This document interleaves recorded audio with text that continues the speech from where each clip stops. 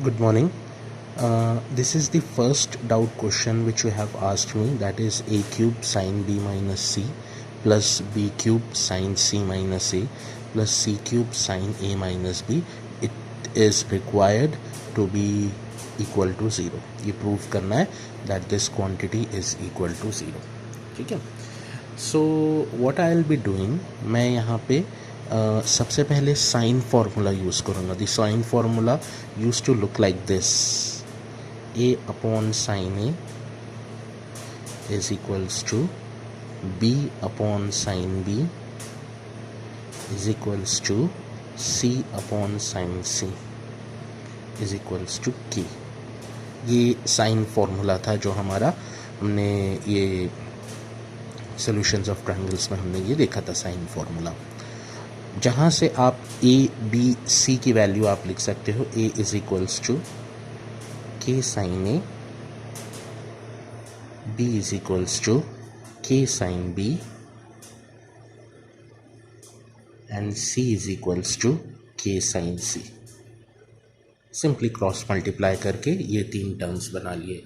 A is equals to K sine A, B is equals to K sine B, C is equals to K sine C. ठीक है. अब ये जो A B C की value है, इनको respectively मैं इन तीनों टर्म्स में इक्वेट कर दूंगा. ये जहाँ जहाँ ए बी सी दिख रहा है मैं ये वैल्यूज़ वहाँ डालूंगा. सो मैं पहले फर्स्ट टर्म आपके लिए सॉल्व कर देता हूँ, है ना.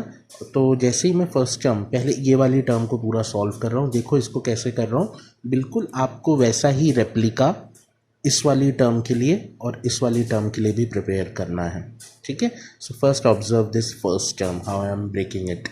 सो A cube can be written as K cube sin cube a, because this is a cube, k sin a cube will be k cube sin cube a into sin b minus c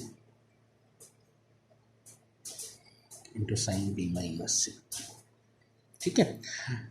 This can be further written as k cube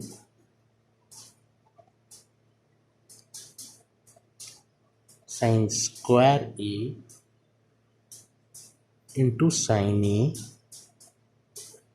into sin b minus c. ये जो sine cube ए है इसको ऐसा break कर लिया, sign square ए into sine ए. ठीक है. अब यहाँ पे मेन पार्ट है. अब देखना ये वाली term is the game changer. ये वाली टर्म ही गेम चेंजर है. कैसे गेम चेंजर है?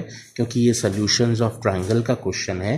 You know that angle A plus angle B plus angle C is equals to 180 degrees.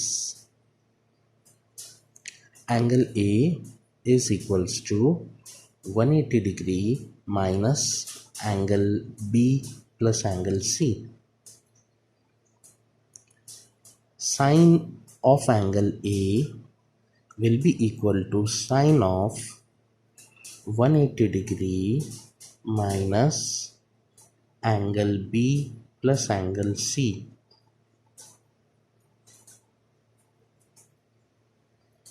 And sine 180 minus theta, sine 180 minus theta is sine theta. So this becomes sine B plus C.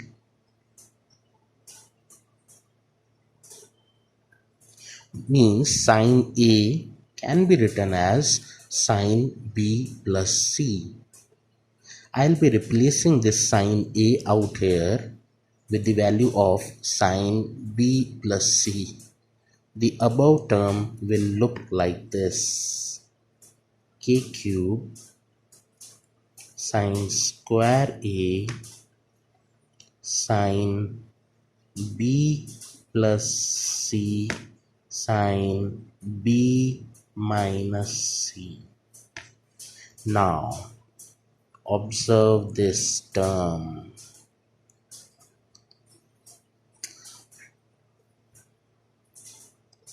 This is a formula studied in class 11th.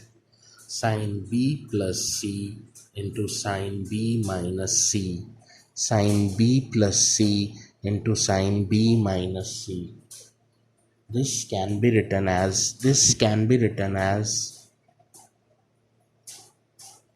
sine square b minus sine square c into k cube sine square a. This continuous, इसको break करके ये लिख लिया.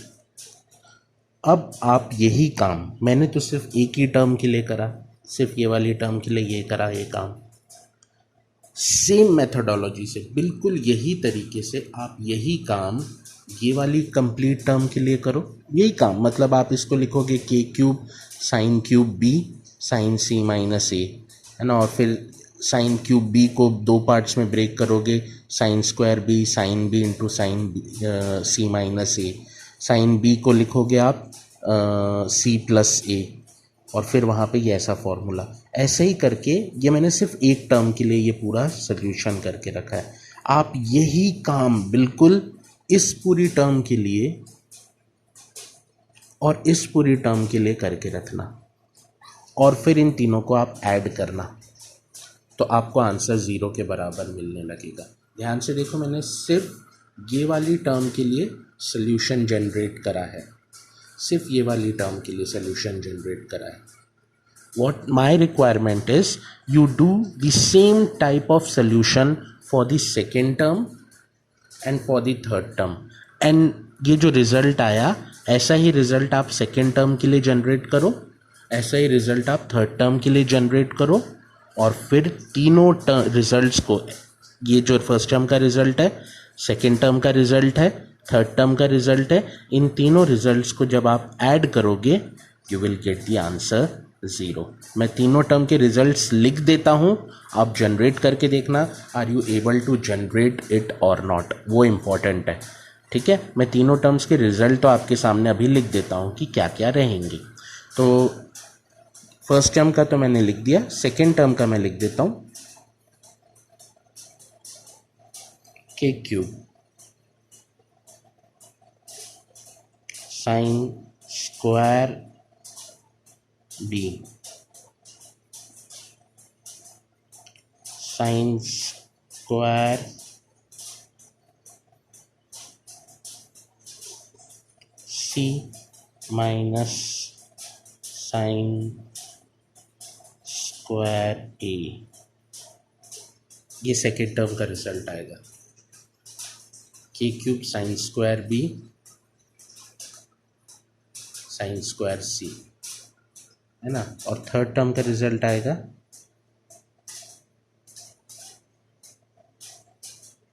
के cube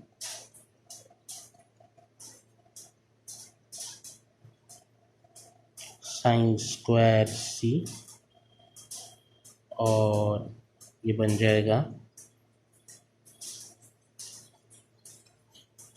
sine square ए minus sine square B.